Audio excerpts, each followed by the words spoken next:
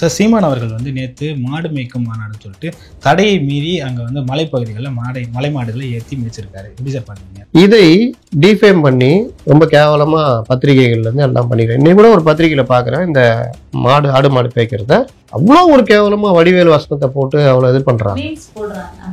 நான் சொல்றது எல்லாருக்குமே என்னன்னா, இஷ்யூ பேஸ்ல நில்லுங்க. நீங்க எந்த கட்சியா வேணா கூட இருங்க, இஷ்யூ பேஸ்ல நில்லுங்க அப்படின்னா நிக்கிறது கிடையாது.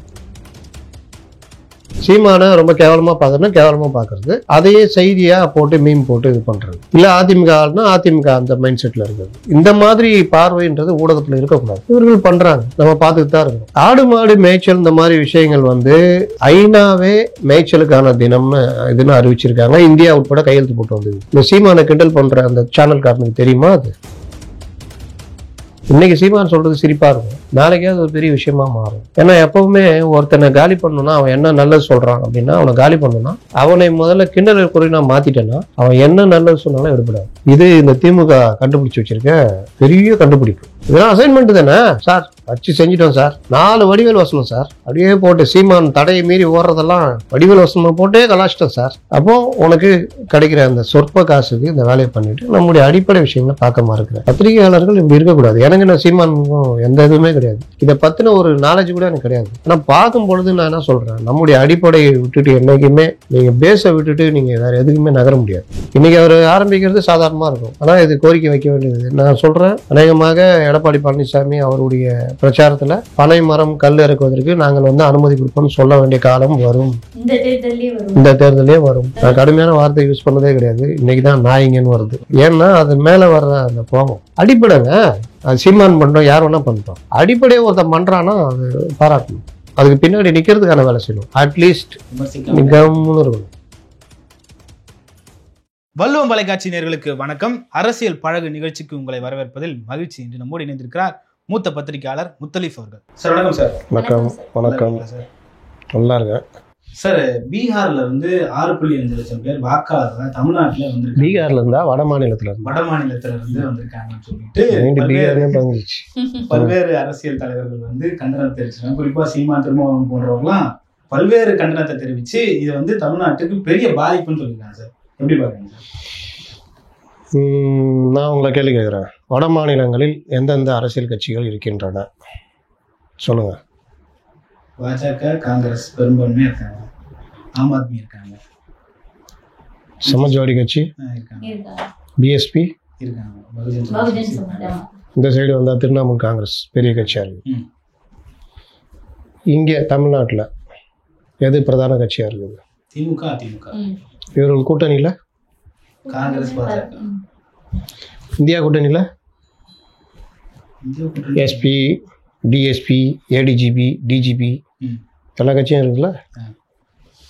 ஆனால் போலீஸ் ரேங்க் இது. பிஎஸ்பி, எஸ்பி, திரிணாமுல் காங்கிரஸ், ஆம் ஆத்மி, காங்கிரஸ் 5 கட்சிகள் இந்தியா கூட்டணியில் இருக்கா. வட மாநிலத்திலேருந்து 6 லட்சம் பேர் இங்கே வாக்கு வாங்கிட்டான். யாருக்கு ஓட்டு போடுவான்? நாம் தமிழர் கட்சிக்கா போடுவான்? யாருக்கு போடுவான்? பிஜேபி. அப்புறம் காங்கிரஸ் இல்லை அந்த ஆம் ஆத்மி இருக்கிறோம். அரே நம்பல் ஆம் ஆத்மி திமுக மேலே கீரான்ட்டு அங்கே போட போகிறோம். அரே நம்பல் திரிணாமுல் காங்கிரஸ் அங்கே இருக்குதுன்னு அங்கே போட போகிறோம். அரே நம்பல் பிஎஸ்பி அங்கே கீரான்ட்டு போட போகிறோம். அதனால் அப்போது இங்கே இருக்கிற வட மாநில தொழிலாளர்கள் வாக்களிக்கிறாங்க வச்சுக்கோங்க. 6 லட்சம் பேர் வாக்களிக்கிறாங்க. ஏதோ ஒரு கட்சிக்கு வாக்களிப்பாங்க. அது திமுக கூட்டணியில் இருக்கும், இல்லை அதிமுக கூட்டணியில் இருக்கும். அவ்வளோதானே. என்ன மாறுதல் வரப்போகுது? 6.5 கோடி பேர் வாக்களித்து வராத மாறுதல் இந்த 6 லட்சம் பேர் வரதுனால வருமா? புரியுது. அப்போ என்ன பிரச்சனைனா, சீமான் சொல்றதுல நியாயம் இருக்குது. அரே என்ன கட்சியா இது, ஒன்றும் புரியல அப்படின்றான். நம்மளுக்கு பார்த்தா இது மூஞ்சி கூட ஒன்றும் இல்லை. விஜய் பார்த்தா அரே நம்ம பாய்ஜான் பிரசாந்த் கிஷோர் பார்த்துருக்கோம் ஹிந்திலலாம் அப்படி இப்படின்ட்டு விஜய் கூட அதான் போடுவான். சீமானை என்ன தெரியும்? அப்போ சீமான் கேட்குறாருன்னா நியாயம் இருக்குது. அவர் ஓட்டு வராது. இது ஆடு மாடு ஏதாவது மேய்க்கிறத பார்த்தா கூட அரே நம்மள ஆளாக இருக்கான்பா கிருஷ்ணர் அவதாரம் அப்படின்னு போட்டால் உண்டு. ஆனால் திமுகவில் இருக்க கூட்டணியில் இருக்க கட்சிகளுக்கும் அதிமுக கூட்டணியில் இருக்கிற பாஜகவுக்கும் வாக்களிக்கணும்னு முடிவு பண்ணான்னா அதுக்கு வாக்களிக்க போகிறோம். என்ன பெருசாக மாறுதல் வரப்போகுது? இன்னொன்று, இந்திய அரசியலமைப்பு சட்டத்தில் எந்த மாநிலத்திலும் நம்ம குடியேறலாம், நமக்கு தேவைன்னா அங்கே மாற்றிக்கிட்டு வாக்கு சீட்டு வாக்களிக்கலாம்ன்றதெல்லாம் இருக்குது. அதனால் இந்த 6.5 லட்சம் வந்து இது பண்ண போகுது, அப்படியே திருப்பி தூக்கி போட்டு அப்படியே போட்டு யாரை போட்ட போகுது? திமுக இருக்கிறதுல அதிமுக வரப்போகுது, அதிமுக இருக்கிறதுல திமுக வரப்போகுது. இன்னும் திருமாவளவன் ஆட்சிக்கார போகிறாரு, புரியுது. இல்லை சீமான் வந்துட போகிறாரா? அப்புறம் எதுக்கு அதை பற்றி கவலைப்படணும்? அதனால் அது மேட்டரே கிடையாது. இவர்கள் உருட்டுற உருட்டில் இப்போ மும்மொழி டீலிமிட்டேஷன் மாதிரி உருட்டுற உருட்டில் இது இன்னைக்கு ஒன்று உருட்டுகிறார் பார்த்தீங்களா? வங்கதேச மொழி என்று சொல்லிவிட்டார்கள். அது வங்க மொழி அல்லவா?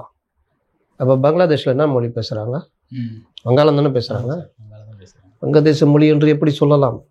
டெல்லி போலீஸார் என்ன உள்துறை அமைச்சகமே, மத்திய அரசே நீங்கள் மொழியை என்ன நினைக்கிறீர்கள் அப்படி இப்படின்னு இங்கே இருந்து அங்கே வரைக்கும் அந்த அளவுக்கு முதல்வர் கவனிக்கிறாராம்.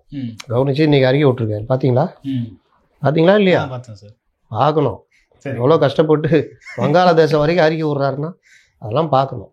அப்போ இந்த மாதிரி பல உருட்டுகள் அதிகாரிகள் தானே உருட்டுறது. அதிகாரிகள் கூட இருக்கிறவங்க ஸ்ட்ராட்டஜி டீமு தலைவரே இது போட்டிங்கன்னா மொழிக்காக நம்ம நிற்கிறோன்ற ஒரு இது வரும். அதுக்காக இதை எடுத்து போடணும். அப்படியா கையெழுத்து மட்டும் போடாமல் போட்டுருப்போம். அந்த மாதிரி தான் இது ஒரு உருட்டு. இவர் சொல்கிறார் சிதம்பரம், ஐயோ கட்டமைப்பே சீரழிந்து விடும். என்ன சீரழியும்? 6 லட்சம் பேர் இங்கே வந்து ஓட்டு போடணும், என்ன சீரழியும்? இன்னொன்று தேர்தல் ஆணையம் சொல்லிச்சு, இப்போலாம் அதெல்லாம் நாங்கள் பண்ணுற ஐடியாலாம் இல்லை, ரொம்பலாம் அழட்டிக்காத அப்படின்னு. அதனால் இது வந்து ஊரே ஒரு பக்கம் ஓடும்போது நம்மளும் ஓடுவோம். 10 பேர் திமுன்னு ஓடினானா கூட சேர்ந்து ஓடுறது. அப்படியே பிடிச்சி எதுடா ஓடுறேன்? 10 பேர் ஓடுறாங்கல்ல, அதான் நானும் ஓடுறேன் அப்படின்னு. எவனையாவது இப்போ நான் கேட்டேன் அந்த மாதிரி பிடிச்சி கேட்டியா அப்படின்னா கேட்க மாட்டேன். நம்ம ஊடகங்கள்னாலேயே அதுதான். இப்போ சொல்லுங்கள். இல்லை சார், இப்போ இந்த மாதிரி வட மாநிலத்தை சேர்ந்தவர்கள் தமிழ்நாட்டுக்கு வந்துட்டாங்கன்னா அவங்களுடைய வேலையிலேருந்து எல்லாமே பறிப்பு விடுதலை. அதுக்கு நீங்கள் தான் காரணம். டாஸ்மார்க்கில் குடிச்சிட்டு நீங்கள் கவுந்தடிச்சு பார்த்தீங்கன்னா அவன் வந்து வேலை செஞ்சுட்டு போகிறான். நீங்கள் ஒரு பில்டிங் கட்டினாலும் இல்லை ஒரு கடை வச்சுக்கிறீங்க, நம்ம தமிழனுக்கே வாழ்வு கொடுக்கணும்னு கூப்பிட்றீங்க. அது குடிச்சிட்டு டாஸ்மார்க்கில் இது பண்ணிட்டு 2 நாள் வந்து 2 நாள் லீவ் போடுது, 3ஆம் நாள் அட்வான்ஸ் கேட்குது, இல்லை எங்கேயாவது சண்டை போட்டு வருது. அப்போ நீங்கள் என்ன பண்ணுவீங்க? இவன் வந்தால் சொன்னால் வேலை செய்கிறான். எவ்வளோ வெயிட் தூக்க சொன்னால் தூக்குவானுங்க தெரியுமா? தூக்குறான். கிராமத்தில் கஷ்டப்பட்டு வந்தான், சரி அதை கொடுத்த காசை வாங்கிக்கிறான், தங்கிக்கிறான், கரெக்டாக வேலைக்கு வந்துடுறான்னா என்ன பண்ணுவீங்க? உங்களுக்கும் ஆசை தான் நம்ம தமிழனை வைக்கணும், நம்ம ஆளுக்கு தான் கொடுக்கணும்னு. ஆனால் ஒரு வியாபாரியாக நீங்கள் ஜெயிக்கணும்னா அந்த இடத்துல என்ன பண்ணுவீங்க? ஒரு டைல்ஸ் கடை வச்சுருக்கீங்க, உங்களுக்கு லோடு ஓட்டுறது, இப்போ லோடு ஓட்டுறதுலாம் வேண்டாம், விவசாயத்துக்காக வந்துட்டான் நம்மளால். லோடு வேன் ஓட்டுறதுக்கு, லோடு ஏற்றுட்டு போகிறதுக்கு அங்கே போய் இறக்கி அவனே லோடெல்லாம் இறக்குவான், டிரைவரும் சேர்ந்து டைல்ஸ் எல்லாம் கொண்டு போய் இறக்கி அந்த டைல்ஸ் வேலைலாம் பார்க்கறதுக்கு 2 பேர் கரெக்டாக முடிச்சுட்டு வந்துடுவானுங்க. அப்படி இருந்தால் நம்ம ஆளுங்களை கூப்பிட்டா லோடு வேணுங்கம்மா, டிரைவர் அன்றைக்கி வரமாட்டார், இவன் தூக்கிட்டு போகிறோம், நாங்கள் போயிட்டே நிற்பேன், அவ்வளோதான், நான் வேறு எதுவும் பண்ண மாட்டேன்னுவான். இந்த மாதிரிலாம் இருக்கும். நீங்கள் எப்படி பார்ப்பீங்க? இதெல்லாம் பசங்க நல்லா பண்ணுறாங்க, நீங்களே பண்ணிங்களான்னு பண்ணிட்டு வருவாங்க. இன்னொன்று அவன் புதுசாக கடை திறக்க மாட்டான், காலத்துக்கும் வேலை செஞ்சுட்டே இருப்பான். அதனால் அப்படி பார்க்கக்கூடாதுங்க. நீங்கள் தேவை அடிப்படையில் தான் எல்லாமே ஃபுல்ஃபில் ஆகுது. நீங்கள் இங்கே எல்லாருமே இவனை தான் வைக்கணும்லாம் வரல, அவனும் இங்கே வந்தால் தான் வேலை கிடைக்கணும்லாம் வரல. இங்கே என்னென்னா இந்த மாதிரி பிரச்சனைகள் ஓடிக்கிட்டே இருக்கும் பொழுது ஒரு 5 பேர் வந்திருப்பான். அவன் வேலை செய்து பார்த்தோன்னா முதல்ல என்ன பண்ணியிருப்பான், டேய் யாரோ ஆள் இருக்காங்களா, அரே நம்மளுக்கு சொந்தக்காரன் 10 பேர் இருக்கான்ட்டு எல்லாத்தையும் கொண்டு வருவான். அவ்வளோதான். இப்படியே வர வர தமிழ்நாட்டுக்கு போனால் எதாவது வேலை கிடைக்கும். அவன் நாடு வந்து இந்தியா மாதிரி, நம்ம நாடு வந்து துபாய். அப்போ இங்கே வந்தால் வேலை கிடைக்கும், சம்பளம் கிடைக்கும். அங்கே என்ன உருண்டு போகிறனாலும் இந்த சம்பளம் கிடைக்காது. ஓகே. அப்போ அவன் வந்து இங்கே வந்து வேலை தங்கிக்கிட்டு ஊருக்கு பணம் அமைச்சிட்டு இது பண்ணுறான். அதில் 1-2 குற்றச்செயலில் ஈடுபட்டு மாட்டிக்குது. உடனே நம்மால் சொல்கிறது வடநாட்டுக்காரன் வந்தாலே இப்படி தான், நான் நம்ம நாட்டுக்காரனா அப்படியே நல்லா அப்படியே பார்த்தா தனியாக ஒரு பொண்ணு வந்தால் அப்படியே பாதுகாப்பாக எங்கம்மா போனோம், ஆட்டோவில் போய் நான் கொண்டு போய் விட்றேன். எல்லா மனிதர்களிலும் அயோக்கிய பசங்க இருக்காங்க, எல்லா மனிதர்களும் நியாயவான்கள் இருக்கிறாங்க. நம்ம எப்போவுமே அதை முடிவு பண்ணக்கூடாது. இந்த ஜாதியில் உள்ளவங்க தான் இந்த புத்தி இருக்கும், இந்த ஊரில் இருக்கிறவங்க தான் இந்த புத்தி இருக்கும், இந்த மாநிலத்தில் அப்படிலாம் கிடையாது. மனிதர்கள் தான். எல்லோருக்கும் நியாய சிந்தனை இருக்கிறதுனால தான் இந்தியா ஒற்றுமையாக இருக்குது. எல்லா இதுலேயும் அயோக்கிய பசங்க இருக்கிறதுனால தான் அப்பப்போ பிரச்சனைகள் வருது. அதனால் வட மாநில தொழிலாளர்கள் வர்றாங்கன்னா இங்கே நீங்கள் கேப் கொடுக்குறீங்க, வர்றாங்க. சார், தொழில் வியாபாரம் அதை தாண்டி வந்து வாக்கு அரசியல்னு வரப்போ அது தேர்தலில் வேற மாதிரியான ஒரு பிரதிபலிப்பு. அதான் நான் இப்போ இவ்வளோ நேரம் சொன்னேன். என்ன தான் ஓட்டு போட்டாலும் இப்போ வட மாநிலத்துலேருந்து வந்து ஒரு கட்சி, இப்போ பிஎஸ்பி இங்கே இந்த ஆம்சாங், அப்புறம் இப்போ ஆனந்த் இருக்காரா, அந்த கட்சி இருக்குது. வட மாநிலத்துலேருந்து 2 கோடி பேர் வந்துட்டு எல்லாம் பிஎஸ்பிக்கே ஓட்டு போட்டாங்க. ஆனந்த் முதல்வர் ஆகிட்டாருன்னா நீங்கள் சொல்கிறது நியாயம். நாங்கள் இது நியாயம், நாங்களும் உருண்டு திமுக போடுறோம், இவர் உருண்டு அதிமுக போடுறாரு. இவங்களாம் ஆட்சியை பிடிக்கல, 2 கோடி பேர் அங்கேருந்து இங்கே வந்துட்டு ஓட்டு போட்டு பிஎஸ்பியை கொண்டு வந்துட்டாம்பா அப்படின்னு. அந்த மாதிரிலாம் வர வாய்ப்பு இல்லை. இன்றைக்கி ஒரு சேனலில் உருட்டுறாங்க, 2011 34 லட்சம் பேர் தமிழகத்தில் வடமாநில தொழிலாளர் இருந்தார்கள். கொஞ்சம் வருஷம் போதில் கூட்டினா இப்போ 1 கோடி பேர் இருப்பதாக தெரிகிறதா. அதனால் 1 கோடி பேர் இங்கே வந்து வாக்காளரில் மாறினா என்ன ஆகும்? 1 கோடி பேர் இங்கே இருக்கிறதுக்கு ஆதாரமே கிடையாது. இங்கே இருக்கிறது இப்போ இவங்களே சொல்கிறாங்க 6.5 லட்சம், இல்லை கூட குறைய இருக்கும். இதில் எத்தனை பேருக்கு வாக்கு இருக்குது, எத்தனை பேர்கிட்ட ஆதார் கார்டு இருக்குது, எத்தனை பேர் ஓட்டு போகணுன்னு நினைக்க போகிறாங்க. நம்ம ஊர்லேயே இப்போ இவங்க 6.5 லட்சத்துக்கு இவ்வளோ புலம்புறாங்களே. போன தடவை சென்னையில் வாக்களிக்காதோர் எண்ணிக்கை தெரியுமா? கிட்டத்தட்ட 40 விழுக்காடு பேர் வாக்களிக்கல. 20 லட்சம் பேருக்கு மேலே வாக்களிக்கல. அதுக்கு என்ன பண்ண போகிறாங்களா அவங்க? ஏதாவது விழிப்புணர்வு இல்லை ஏதாவது பண்ணாங்களா? சார் அவங்க எலெக்ட் ஆகிட்டாங்க சார். அவங்க வந்து நம்ம போய் இப்படி லைனில் நின்று வாக்கு அவங்க எலெக்டை கொண்டு வரணும்ல. வாக்களிக்கலைன்னா உனக்கு இது கிடையாதுன்னு எதாவது கொண்டு வரணும்ல. வாக்களிக்கலைன்னா உன்னுடைய இந்த விஷயங்கள் கட் ஆகும், நீ இதெல்லாம் கேட்க முடியாது அப்படின்னு. அப்போ அடிச்சு பொருள் வாக்களிப்பான்ல. அப்போ அவனுக்கு இந்த தேசத்து மேலே பற்றே கிடையாதுல்ல. எவன் ராம ஆண்டான்னா ராவண ஆண்டான் எனக்கு என்னடா அப்படின்றதுலாம் இருக்குது. இதெல்லாம் வேஸ்ட், சாக்கடை. ஒரு படத்தில் சொல்லுவார், மணிவனம் தான் சொல்லுவார், நீங்கள் சாக்கடைன்னு போயிருந்தானடா அவனை எவன்டா இறங்கி சுத்தம் பண்ணுறதுன்னு. அப்போ இருக்கிறவன் வேலை செய்கிறவங்களாம் உனக்கு நகைப்பு குறிப்பேன். வாக்களிக்கிற மக்கள் கிராமத்துலலாம் அது சாவக்கடங்க தூக்கின்னு வந்து அது ஓட்டு போடும், கையை ஆட்டி நீட்டியே பார்த்து கரெக்டாக வைன்னு வச்சு அமைக்கி போடும். அவங்களாம் எது நீங்கள் எலைட்டுன்னு சொல்லிட்டு ஊருக்கு கிளம்பி போவீங்களா? அது ஒரு அயோக்கியத்தனம் நடக்கும் தெரியுமா? நேராக லீவில் ஊருக்கு போயிடுவோம். அங்கே போய் ஓட்டு போடோன்னா அங்கே போய் தூங்கின்னு இருப்போம். இல்லாட்டி இங்கே இருந்துன்னு நான் என்ன பண்ணுறதுன்னு. அப்போ அந்த மாதிரி இங்கே இருக்கிறியா, இந்த இடத்துல வாக்கு மாற்றிக்கும். இந்த இது 20 லட்சம் பேர் வாக்களிக்கலைன்னா வாக்குகளை நீங்கள் ஆதாரோட இதோட இணைச்சா, நீங்கள் வாக்களிக்கலைன்னா உங்களுக்கான இது எங்கேயாவது லோனு சிபில் இருக்குல்ல, லோன் அப்ளை பண்ண அந்த மாதிரி வாக்களிக்கல வச்சுக்கிங்க. லோன் அப்ளை பண்ணுறீங்கன்னா டொயின்னு ஒரு இது பண்ணணும்னா, போன எலெக்ஷன் நீ ஓட்டு போடலையாமே ராசா, உனக்கு லோன் வந்து சேங்ஷன் ஆகாது அப்படின்னா என்ன பண்ணுவோம்? அடுத்த எலெக்ஷன் எப்போ வரும்னு காத்துக்கிட்டு இருப்போம். அதனால தான் தப்பிச்சிட்டு இருக்கிறாங்க. வாக்களிக்கிறது நம்ம உரிமை தான், நம்முடைய இதுதான். ஆனால் வாக்களிக்கணும்ல, கடமைன்னு ஒன்று இருக்குல்ல, நாட்டுக்கு ஆற்றுகிற கடமை. இங்கேருந்து அங்கே போய் பகல்காம் தாக்குதலில் சண்டை போட்டுனுக்கிறான் இராணுவ வீரர். அவனுக்கு இன்னும் எல்லாரும் மாதிரி தான் சம்பளம் கிடைக்க போகுது. ஆனால் அவனுக்கு வந்து உயிர் நிச்சயமா?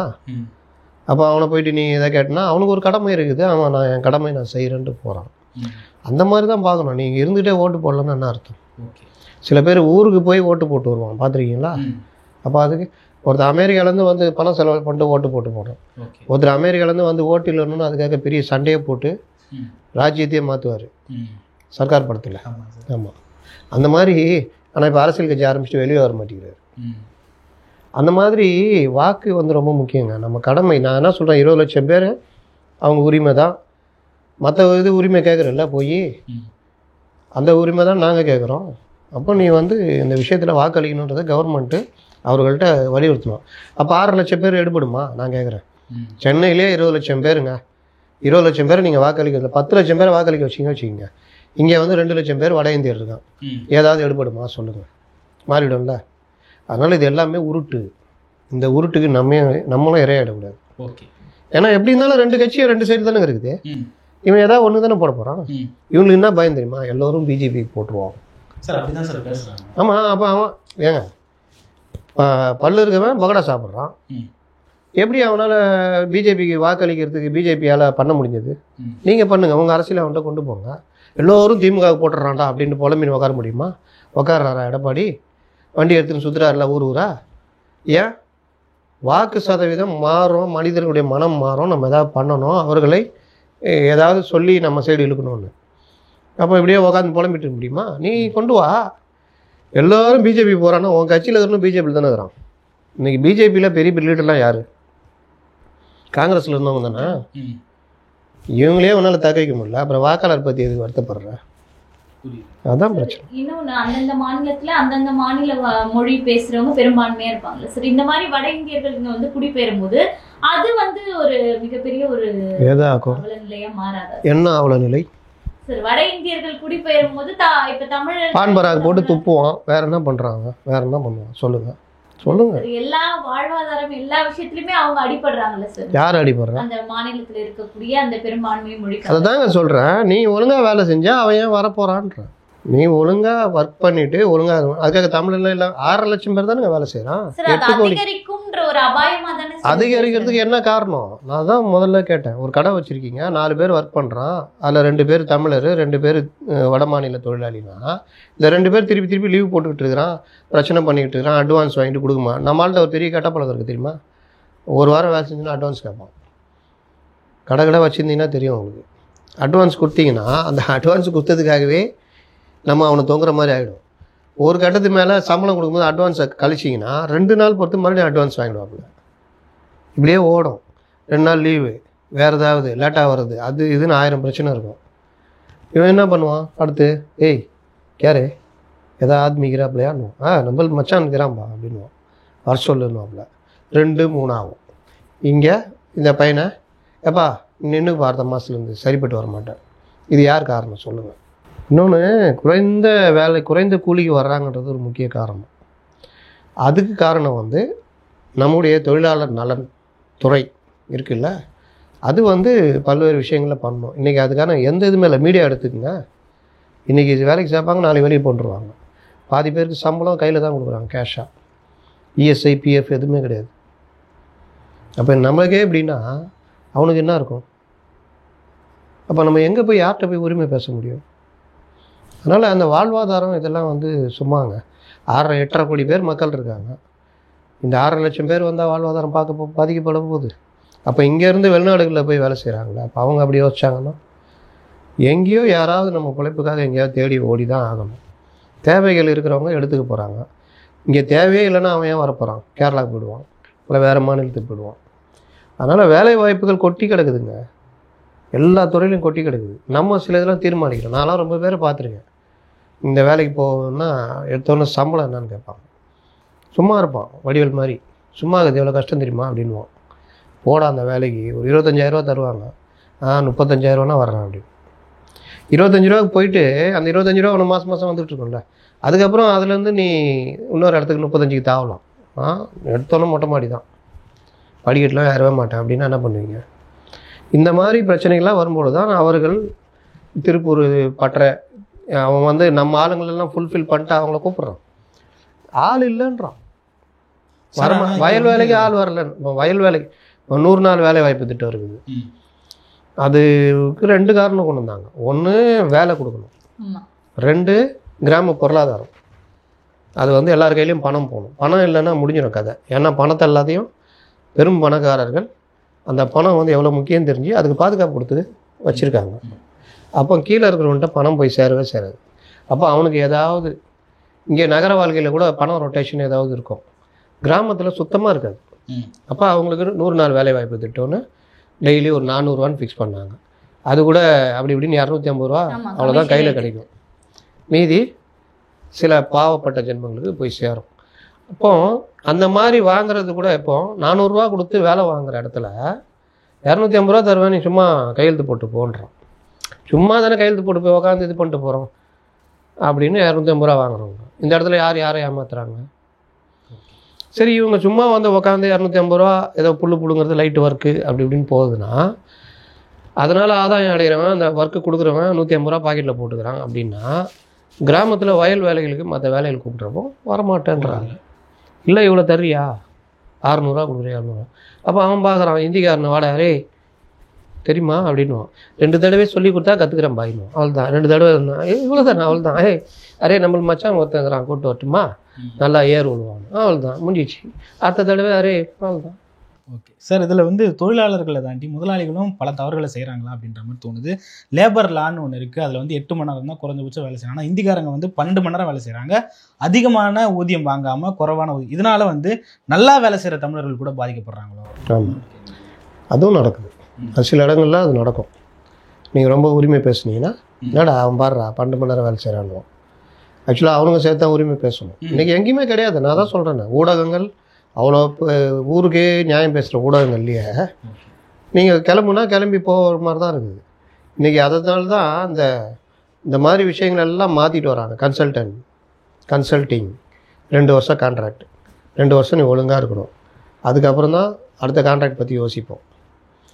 அதேமாதிரி அப்ரைசல்லாம் உங்களுக்கு சம்பளம் வந்து இந்த கவர்மெண்ட் இது மாதிரிலாம் வராது. அவங்க இஷ்டப்பட்டால் போடுது. அதுலேயும் உங்களுக்கு 8 மோசமானட்டானா உங்களுக்கு 1000 ரூபா போடுவோம், உங்களுக்கு 2000 ரூபா போடுவோம். 2 பேரும் ஒரே ஒர்க்கு தான் பார்ப்பீங்க.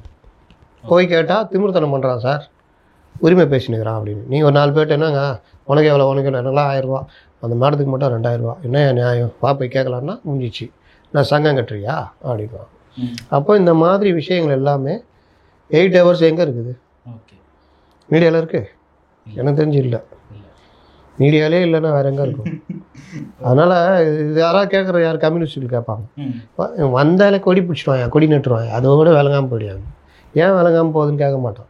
கொடி பிடிச்சி கொடி நட்டு போராட்டம் நடத்தி உறுதியாக நிற்கிறான்னா அவங்க முதலாளி கம்பெனி மூட்டு போயிடுவோம். அப்புறம் சொல்லுவான், பார்த்தியா அவ்வளோ பேர் நடுத்தர் கொண்டுட்டா, ஒழுங்காக இருந்துச்சு, 12 மணி நேரம் வேலை கம்முன்னு வேலை செஞ்சுட்டு கொடுத்த காசை வாங்கியிருந்தான். இவன் வந்து உரிமையை பேச முடிஞ்சிச்சு. ஆனால் இந்த இடத்துல அந்த கம்பெனியை மூட விடாமல் அந்த உரிமையை பேசி கரெக்டாக அந்த கவர்மெண்ட் பண்ணிச்சுன்னா அது மூடாது. சாம்சங்கில் என்ன நடந்தது? சங்கம் வைக்கிறதுக்கு உரிமை கொடுக்கல. ஆனால் உரிமை கொடுக்காத முதல்வரை சந்தித்து நன்றி தெரிவித்தார்கள் நம்ம இடதுசாரி தலைவர்கள். அதனால் அந்த மாதிரி தான் இன்றைக்கி போய்கிட்டு இருக்கு. நீங்கள் பன்னாட்டு நிறுவனங்கள், கார்ப்பரேட் நிறுவனங்கள்லாம் நீங்கள் யோசிக்கவே முடியாது. ஐடி ஃபீல்டு டக்குன்னு 12,000 பேரை வேலை விட்டு அனுப்புகிறான் டிசிஎஸ். என்ன பண்ணுவீங்க கேட்டால் போகும்போது இந்த சேட்டுக்கட்டில் நீங்கள் வண்டி வாங்கிறதுக்கு ஃபைனான்ஸுக்கு கையெழுத்து போட்டுக்கிறீங்களா? நான்லாம் போட்டுக்கிறேன். ஆட்டோ வாங்கும்போது 40 கையெழுத்து, என்னன்னே தெரியாது. ஒரு நாள் டியூ கட்டினா வண்டியை தீன் போடுவோம். கேட்டால் சார் இந்த மாதிரி சார் குழந்தைக்கு உடம்பு, அதே குழந்தைக்கு உடம்பு சரியில்லைன்னா நமக்கு என்னப்பா, வண்டி வாங்கும்போது குழந்தைக்கு உடம்பு சரியில்லைன்னா டியூ கட்ட மாட்டேன்னு சொல்லியா வாங்கினேன், சொல்லுப்பா அப்படின்னுவோம். இல்லை சார் சொல்ல சார். அப்போ ஏன் வந்து சொல்கிற? ஆனால் கேள்விலாம் நறுக்குன்னு கேட்பானுங்க. இல்லை சேட்டு கொஞ்சம் பார்த்து, அதெல்லாம் பார்த்தா நம்ம வீட்டில் சோறு ஆகாதுப்பா அப்படின்ட்டுருவான். அதுதான் அந்த மாதிரி உங்களுக்கு 40-50 படிவத்தில் கையெழுத்து வாங்குவாங்க.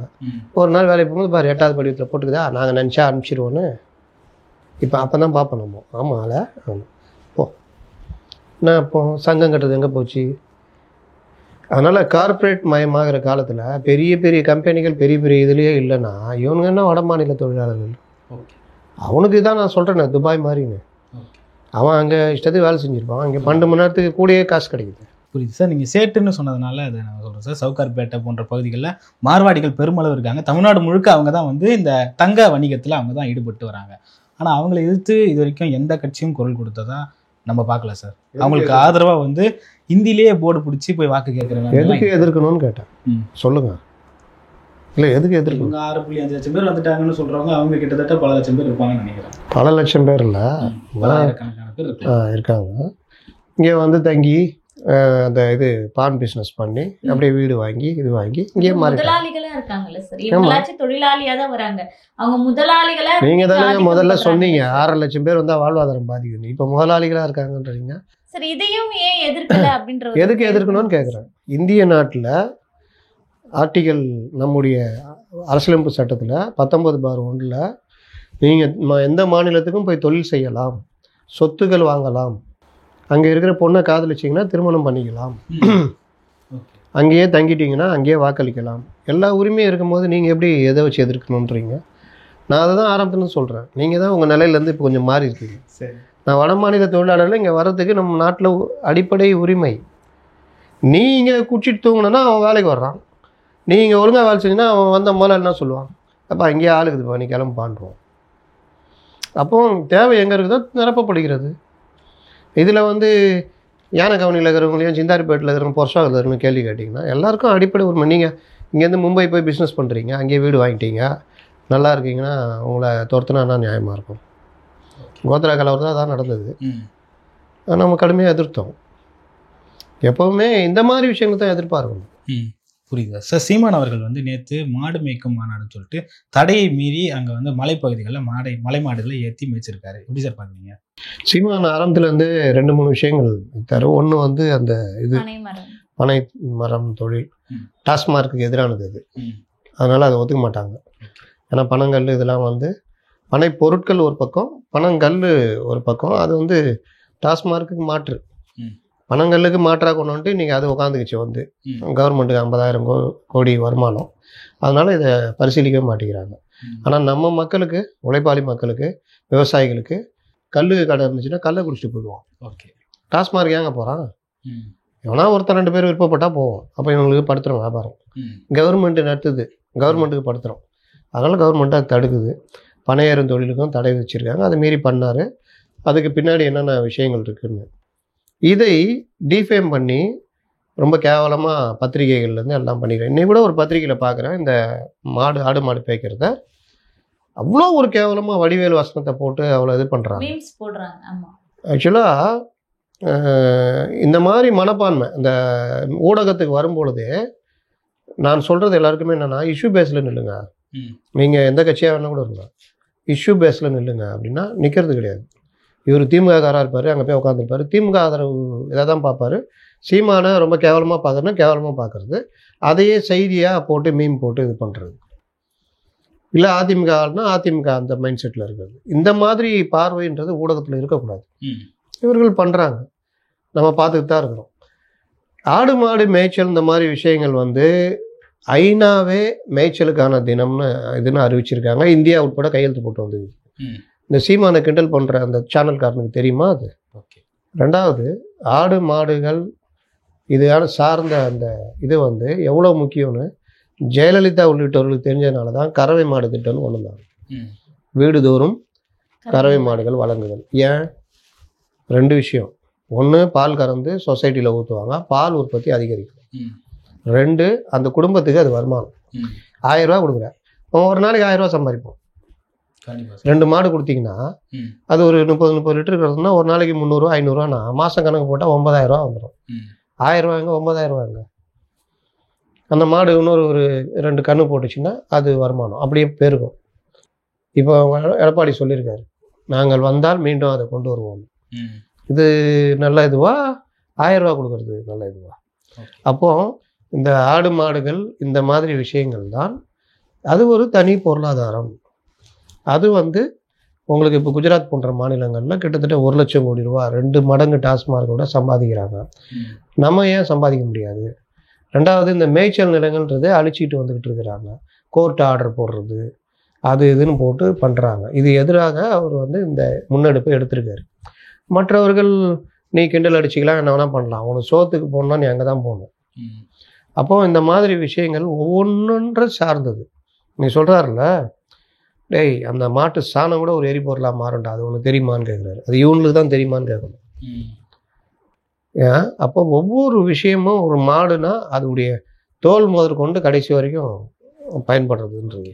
அப்போ இந்த மாதிரி விஷயங்களில் கவனம் செலுத்துறதுன்றது இதற்கான இதை நோக்கி நகர்வது பெரும்பாலும் நீங்கள் அதிகமாக யார் இருக்கா? ஐடி கம்பெனியில் யாரா இருக்கா? விவசாயிகள் தான் இருக்கா. விவசாயிகள் இந்த மாதிரி ஆடு மாடு வளர்ப்பது, அந்த மேய்ச்சல் தொழில் அது சார்ந்து தானே இருக்கான். பெரும்பாலும் விவசாயமாக இருக்கும். இது ஒரு பக்கபலமாக இருக்கிறது. அப்போ இதை எவ்வளோ இம்ப்ரூவ் பண்ணுறீங்களோ அவ்வளோ நம்ம நாடு இது. இன்றைக்கி திருமலா பாலம், ஹெரிட்டேஜ் பாலம், மற்றவங்க எப்படி உள்ளே வந்துகிட்டு இருக்கிறான். நந்தினி, நீ தண்ணீரை வடைஞ்சினா நீ இல்லை அடுத்த ஸ்டேட்டுக்குள்ளே போடும். அப்போ இந்த மாதிரி விஷயங்களை நோக்கி நகர்வதுன்றது தான் நல்ல அரசியல் செயல்பாடு. இன்றைக்கி சீமான் சொல்கிறது சிரிப்பாக இருக்கும், நாளைக்கே அது ஒரு பெரிய விஷயமா மாறும். ஏன்னா எப்போவுமே ஒருத்தனை காலி பண்ணணுன்னா அவன் என்ன நல்லது சொல்கிறான் அப்படின்னா அவனை காலி பண்ணணுன்னா அவனை முதல்ல கிண்டல் குறைனா மாற்றிட்டேன்னா அவன் என்ன நல்லது சொன்னாலும் எடுபடாது. இது இந்த திமுக கண்டுபிடிச்சி வச்சுருக்க பெரிய கண்டுபிடிப்பு.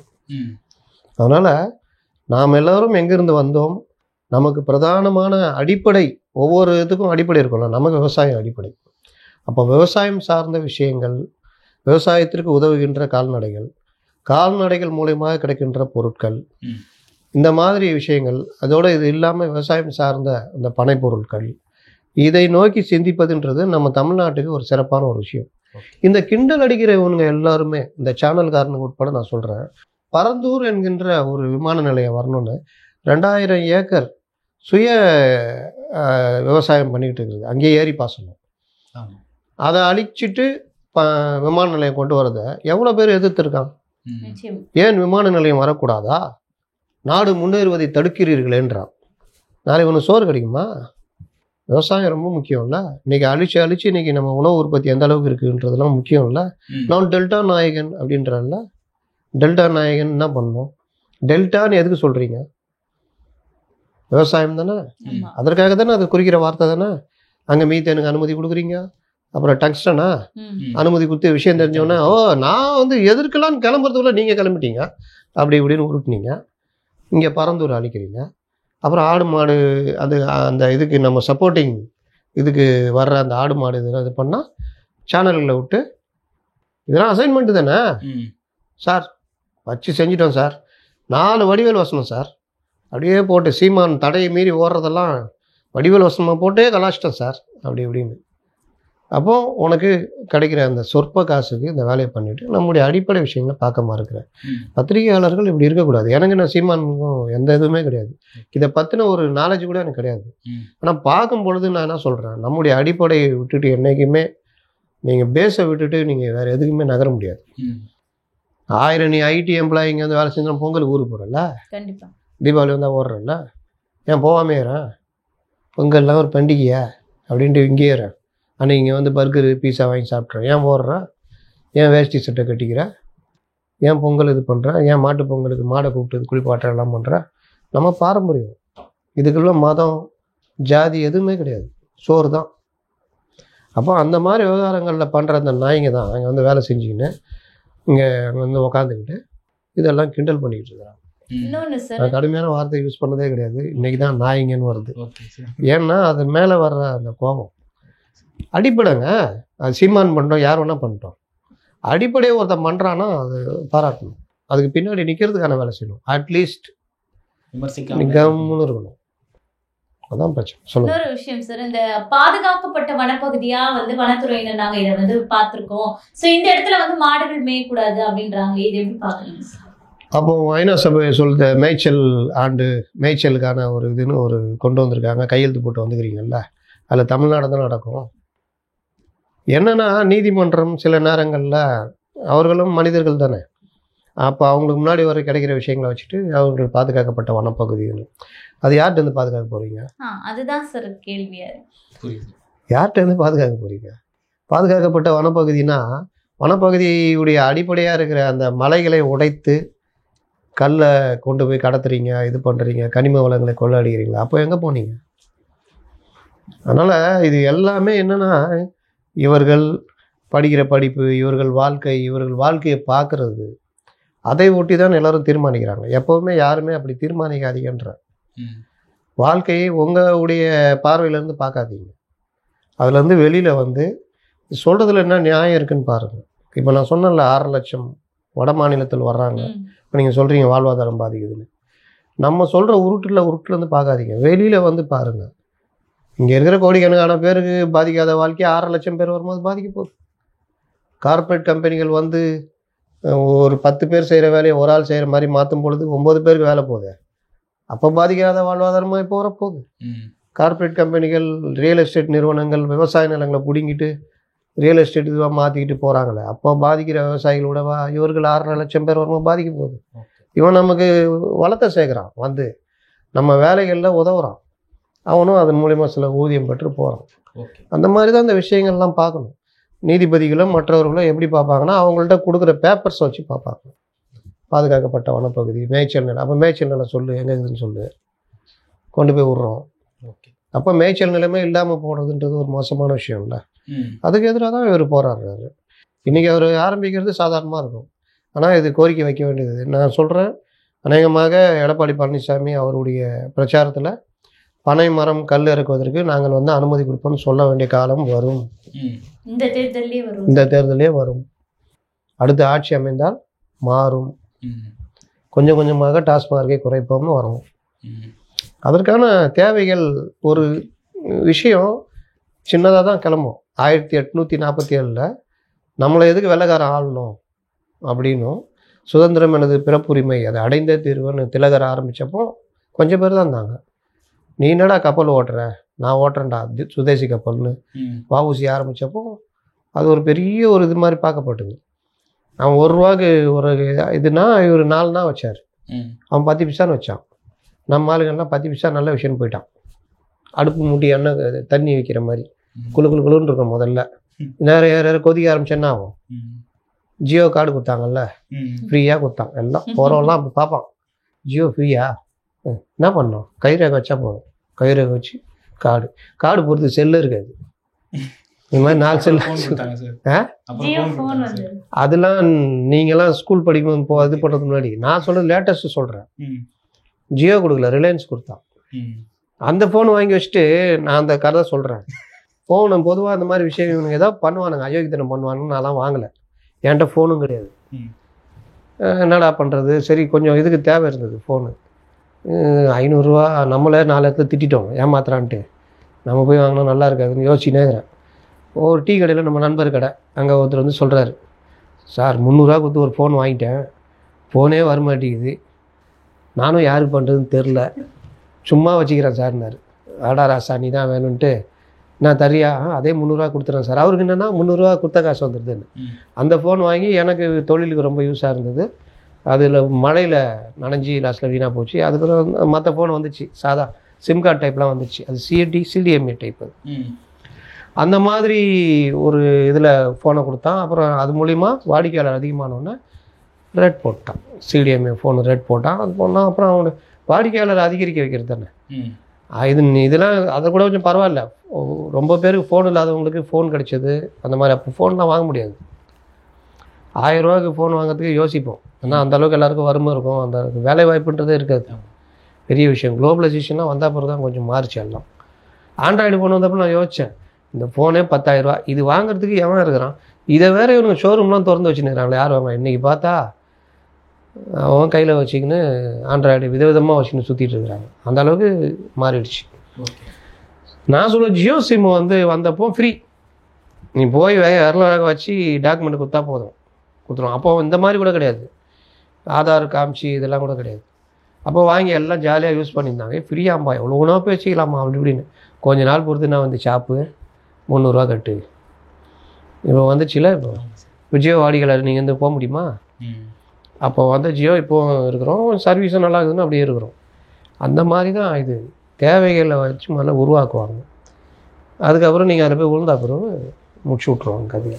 இன்னொன்று விவசாயம், இந்த கால்நடை இதெல்லாம் வந்து அரசு தொழில் ஆக்குவேன்னு சொல்லிட்டு சீமானவர்கள் பேசுறாருல்ல சார், இது வந்து சாத்தியமானா அரசுக்கு தானே சார் வருமானம் வரப்போகுது, அதையே நாளக்கூடியவர்கள் யோசிக்க மாட்டேங்கிறாங்கன்னு ஒரு கேள்வி இருக்கு. அது எப்படி வடிவம்னு எனக்கு தெரியல.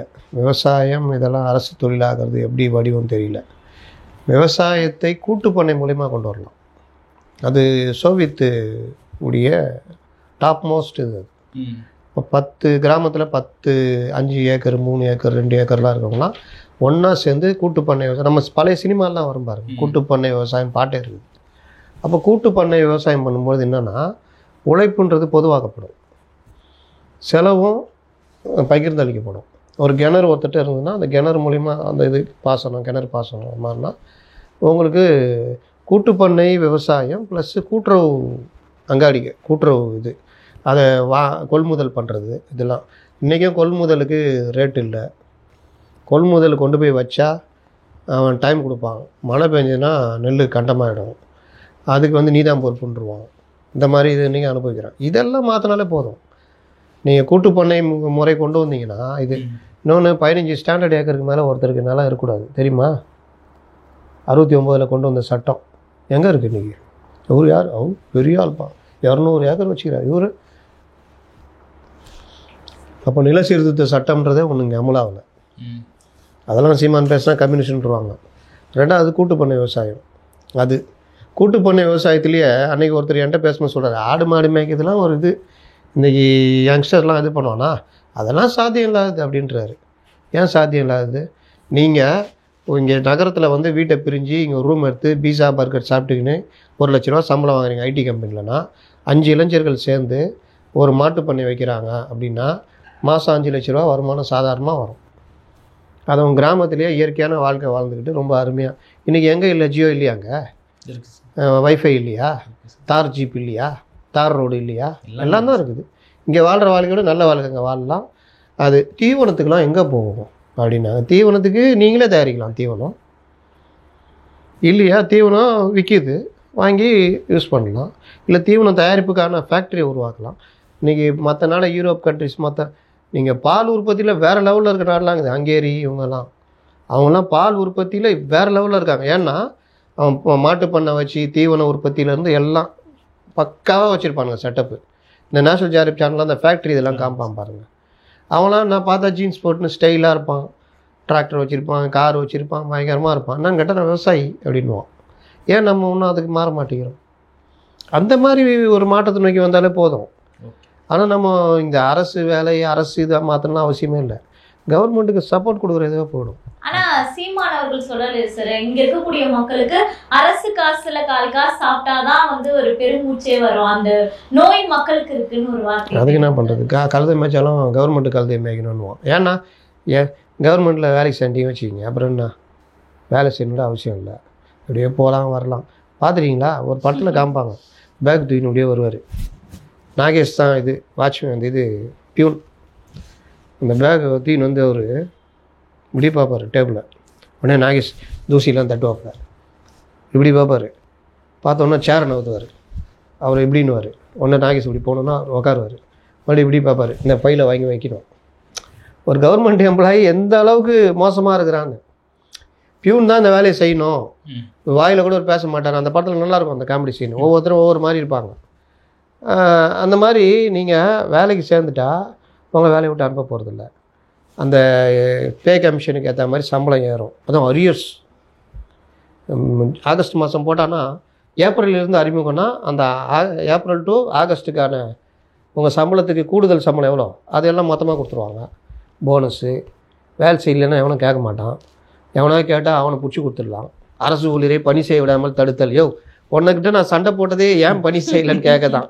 ஆனால் நீ என்ன சட்டம், பணி செய்ய விடாமல் தடுத்துட்டார் அப்படின்னு.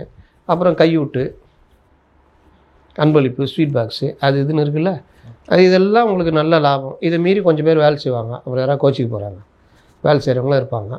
இது ஒரு ஜாலியான இது தானே, வாழ்க்கை உத்தரவாதம் இல்லை. அதனால தான் கவர்மெண்ட் வேலைன்றது.